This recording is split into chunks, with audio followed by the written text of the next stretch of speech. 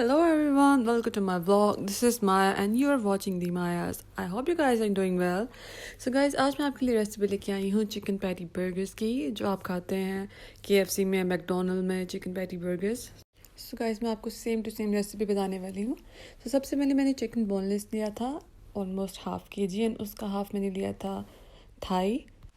इसमें याद रखिएगा कि क्वांटिटी बहुत मैटर करती है. जितना आपने चिकन ब्रेस्ट के पीसेस लिए हैं उसके हाफ बिल्कुल चिकन थाई होना चाहिए. सो इन सबको अब हम चॉपर में डाल के चॉप करेंगे. सबसे पहले हम थाई को चॉप करेंगे बिकॉज उसको मैश होने में थोड़ा सा टाइम लगता है. तो चिकन थाई को पहले हम उसको अच्छे से चॉप करेंगे एंड उसके बाद हम इसके अंदर चिकन ब्रेस्ट जो है वो ऐड करेंगे एंड देन इसको चॉप करना स्टार्ट करेंगे.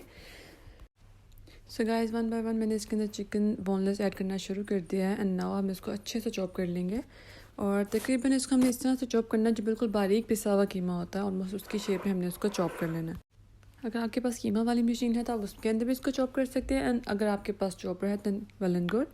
सो गाइस, इस तरह से हमारा जो ये हमने कीमे को इसके अंदर चॉप किया था तो इस शेप में ही आ चुका है. अब इसके अंदर जो नेक्स्ट इंग्रेडिएंट हम ऐड करेंगे वो है ब्रेड. मैंने ऑलमोस्ट 5 पीसेज ऑफ ब्रेड लिए थे नॉर्मल साइज़ के. उसको मैंने मिल्क के अंदर डिप किया था. तकरीबन 3 से 4 मिनट्स के लिए ब्रेड को मिल्क के अंदर डिप करना बहुत ज़रूरी है सो दैट कि वो उसको अच्छे से सोक कर लेगा. अगर आप चाहें तो उसको इसी तरह से डाल सकते हैं, लेकिन मैंने खाया उसको चॉप करके मैंने चिकन के अंदर ऐड किया था. अगर आप ब्रेड को बिना चॉप किए भी ब्लेंडर के अंदर डाल देते हैं तो मसला तो कोई नहीं है, बिकॉज जब आप चॉपर को ऑन करेंगे तो वो ऑलरेडी ब्लेंड हो ही जाएगा इसके साथ. सो गाइस, मैंने ब्रेड को चिकन के अंदर ऐड किया है और उसको अच्छे से हम बिल्कुल उस तरह से कर लेंगे कि मिक्स होकर वो बिल्कुल भी सेपरेट नहीं लगेगा. चिकन के अंदर जाकर वो बिल्कुल चिकन जैसा ही लुक देता है. तो ये बहुत ही मेन इन्ग्रीडियंट है, इसको आपने बिल्कुल भी स्किप नहीं करना है. तो अच्छे से ब्लेंड करने के बाद इसकी कुछ इस तरह से शक्ल आ गई है. उसका टेक्स्चर आप देख सकते हैं कि बिल्कुल स्मूथ और ये वाला टेक्स्चर हमें चाहिए. तो आप देख सकते हैं कि मैंने मिल्क बिल्कुल उसके अकॉर्डिंग ऐड किया था कि जिसकी वजह से उसके अंदर वो बिल्कुल भी पतला लुक नहीं देगा. तो अभी हमारा जो कीमा है मैंने बाहर निकाल लिया. अब इसके अंदर मैंने ऑलमोस्ट 3 स्पून बिग साइज़ के स्पून मैंने इसके अंदर को घी ऐड किया था. आप चाहें तो इसके अंदर ऑयल भी ऐड कर सकते हैं, वैसे तो बटर भी ऐड कर सकते हैं, लेकिन घी और ऑयल बेस्ट ऑप्शंस होते हैं. तो 3 स्पून ही ऐड करने के बाद मैंने इसके अंदर मैदा ऐड किया था. मैदा मैंने इसके अंदर ऑलमोस्ट हाफ कप मैंने इसके अंदर मैदा ऐड किया था. अगर आप चाहें, अगर आपको लगता है कि इसका टेक्सचर थोड़ा सा पतला है तो आप तकरीबन 2 से 3 टीस्पून मैदा इसके अंदर और ऐड कर सकते हैं. नेक्स्ट इंग्रेडिएंट मैंने जो इसके अंदर ऐड किया था वो था कॉर्नफ्लोर. और कॉर्नफ्लोर भी ऑलमोस्ट 1 कप था, लेकिन 1 कप में से अगर जितना 1 और 2 स्पून्स कॉर्नफ्लोर निकाल दिया जाए तो उतना ये था. अब नेक्स्ट मैंने इसके अंदर ऐड किए थे 2 अदद अंडे. अंडे डालने के बाद मैंने इसके अंदर बाकी जो हमारे मसाले हैं वो ऐड करने हैं. और मुझे याद आया कि मैंने इसके अंदर almost half tea spoon baking powder भी ऐड किया था. अब इसके अंदर हम ऐड करेंगे 1 टीस्पून नमक, 1 टीस्पून लाल मिर्च, 1 टीस्पून काली मिर्च, 1 टीस्पून अदरक और लहसुन का पेस्ट. और जो स्टार्टिंग में आपने चीज़ देखी थी 1 टीस्पून इसके अंदर हमने वाइट पेपर ऐड किया था. बस इस पैटी के अंदर इतने ही मसाले ऐड करेंगे और ज़्यादा मसाले इसके अंदर ऐड नहीं होते हैं. तो इन मसालों को ऐड करने के बाद मैंने इसको अच्छे से मिक्स कर लिया है. मैंने हाथों के ऊपर अपने ग्लव्स पहनना मत भूलिएगा. सो गाइस, यहाँ पे रेसिपी को बहुत ही क्लोजली देखने की ज़रूरत है, बिकॉज़ अगर आपको लगता है कि आपका टेक्सचर बहुत ज़्यादा पतला हो गया है तो इसके अंदर आप जितना मैदा ऐड करेंगे उसका थोड़ा सा कम साथ कॉर्नफ्लोर को मिक्स करके आप इसके अंदर ऐड कर सकते हैं.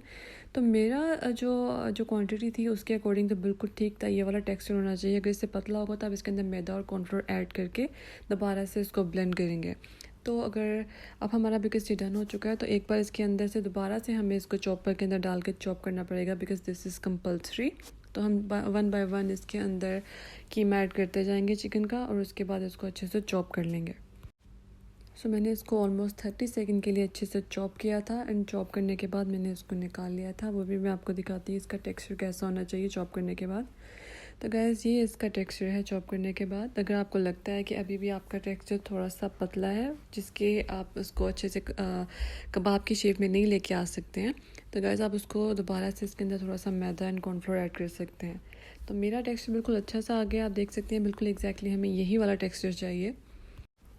सो हमने इस टेक्सचर को पूरा एक बाउल में निकाल लिया है. अब हम इसके अंदर जो पैटीज़ है वो बनाना स्टार्ट करेंगे. आप चाहें तो कटर की मदद से भी कर सकते हैं इसको गोल शेप, लेकिन मेरे पास बिकॉज कैप है तो मैंने ये सोचा कि इस कैप के साथ इसको सेम शेप में ले आते हैं. मोस्टली लोग इस तरह की कैप यूज़ करते हैं. कैप के अंदर आप इसको हल्का सा ऑयल ग्रीस कर लेंगे तो आप देखेंगे कि आपकी ये जो पैटी बनाएंगे वो एग्जैक्टली एक ही मोमेंट में बाहर आ जाएगी. तो जितना आपने ये कैप लिया है इसको पूरा अच्छे से फिल कर लें। जो एक पैटी का शेप होता है ये सेम उस शेप का मैंने कटर लिया था। बेसिकली कैप है ये, आप कटर भी यूज़ कर सकते हैं लेकिन मैंने कैप यूज़ किया था। तो गाइस इसके नीचे मैंने हल्का सा घी लगाया एंड देन जितना मुझे कीमा चाहिए था उतना मैंने इसके ऊपर ले लिया है। अब आप देख सकते हैं कि मैंने इसको 1 सेकंड में ऐसे किया तो ये बाहर आ चुकी है। ये एग्जैक्टली जो पैटीज़ हम खाते हैं बाज़ार में इसी शेप की और इसी साइज़ की पैटीज़ होती हैं। तो 1 बाय 1 हम इस तरह से पैटीज़ बनाना शुरू करेंगे और हम पूरा जितनी भी इसकी पैटीज़ बनेंगी हम बना सकते हैं। तो जितना मैंने आपको चिकन दिखाया था उसके अंदर ऑलमोस्ट हमारी 12 और 14 पैटीज़ अच्छे से बन गई थी। गाइस इन पैटीज़ को बनाने के बाद इसको फ्रीज़र में रखेंगे ऑलमोस्ट 2 आवर्स के लिए कि जब ये अच्छे से स्टिफ़ हो जाएंगी देन इसके ऊपर हम कोटिंग करेंगे। बिकॉज इस शेप में अगर आप इसको फ्रीज़ नहीं करेंगे तो इसके ऊपर कोटिंग हो नहीं सकती है। तो जब तक ये फ्रीज़ होती हैं हम इनके लिए ऊपर जो हमने कोटिंग करनी है उसका मटीरियल रेडी कर लेते हैं। उसके लिए मैंने लिया है 2 कप मैदा। ये हमारे पास 2 कप मैदा आ चुका है। अब इसके अंदर हम चावलों का आटा डालेंगे जो होगा 1 कप। तो गाइस जितना भी हम मटेरियल ऐड करते जाएंगे इसके अंदर जो नेक्स्ट मटेरियल हम ऐड करेंगे उसकी क्वांटिटी उससे हाफ़ होती जाएगी। बेसिकली जैसे मैंने 2 कप मैदा लिया है तो मैंने इसके अंदर 1 कप चावलों का आटा लिया है जो 2 कप मैदा है उसका हाफ़ बनता है। एंड देन जो हमारा नेक्स्ट इंग्रेडिएंट है वो है कॉर्नफ्लोर। और कॉर्नफ्लोर का जो मैंने हाफ़ कप लिया था बिकॉज़ अब जब हमने 1 कप चावलों का आटा लिया है तो हाफ़ कप हमारा बनता है कॉर्नफ्लोर। तो इन तीनों को इसी क्वांटिटी में लेना, आपने कम ज़्यादा नहीं करना है। अब इसके अंदर जो नेक्स्ट इंग्रेडिएंट हम ऐड करेंगे वो है 1 अदद अंडा। अंडा डालने के बाद इसके अंदर हम पानी डालेंगे और उसको मिक्स कर लेंगे अच्छे से और एक अच्छा सा थिक सा बैटर तैयार कर लेंगे। आप देख सकते हैं कि मैंने क्वांटिटी का बहुत ख्याल रखा है बिकॉज अगर आप क्वांटिटी का ख्याल नहीं रखेंगे तो आपकी जो पैटीज़ हैं वो बाहर की लुक बिल्कुल भी नहीं देंगी। तो इसके अंदर पानी डालने के बाद हमें इतनी थिकनेस का ये जो बैटर है चाहिए, ये ना ज़्यादा थिक होना चाहिए ना ज़्यादा पतला होना चाहिए। एग्जैक्टली इसी अमाउंट का इसको थिक करना है। तो अब जो हमने अपनी पैटीज़ बनाकर फ्रीज़ किए हैं हमको 1 बाय 1 इसके अंदर डिप करना स्टार्ट करेंगे और फिर हम उसके ऊपर ब्रेड क्रम्स लगाएंगे। गाइस ये ख्याल रहे कि आपको अपनी पैटीज़ को लाजमी फ्रीज़ करना है बिकॉज़ वो नरम शेप में होंगे जब तो बिल्कुल भी आप उसको इसके अंदर डिप नहीं कर सकते हैं। तो आप देख सकते हैं कि मैंने जब इसको फ्रीज़ किया था, फ्रीज़ करने के बाद ये जिस तरह से बिल्कुल एक फ्रोज़न शेप में आ गई हैं तो मैंने अब इसको इस बैटर में डिप किया है। तो फ्रीज़र में रखने की वजह से ही इसके अंदर ये स्टिफनेस है जिसकी वजह से आप इसको अच्छे से डिप कर पा रहे हैं। अगर आप इसको फ्रीज़र में फ्रीज़ नहीं करेंगे तो ये इस तरह से बिल्कुल भी स्टिफ नहीं होगी और आपकी जो पैटी है उसके अंदर डूब जाएगी। एंड देन इसको बैटर के अंदर मिक्स करने के बाद हमने जो नेक्स्ट इंग्रेडिएंट लिया है वो है ब्रेड क्रम्स।